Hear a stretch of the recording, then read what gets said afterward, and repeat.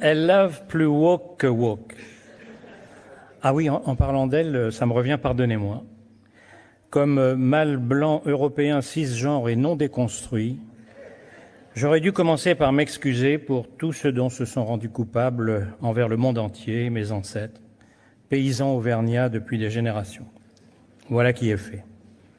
Sandrine, donc, c'est pas de l'écologie, c'est du gauchisme sous anabolisant. La crainte obsédante que quelqu'un, quelque part, puisse être heureux. La société libérée qu'elle veut construire à coups d'interdiction me terrorise. Si c'est elle qui sort, comme on dit chez moi, elle devrait friser en avril le score d'Eva Joly en 2012. L'autre match de boxe de la semaine, jeudi, c'était le grand soir contre le grand remplacement. On nous avait annoncé la rencontre du siècle. J'ai vu 2 comédiens tristes qui ressortaient leur numéro.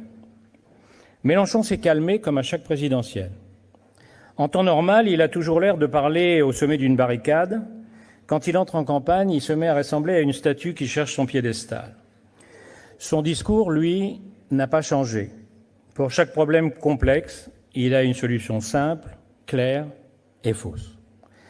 Depuis qu'il fait de la politique, c'est-à-dire depuis des décennies, comme la gauche et ses intellectuels, il s'est toujours positionné dans son combat contre l'oppression, du côté de l'oppression.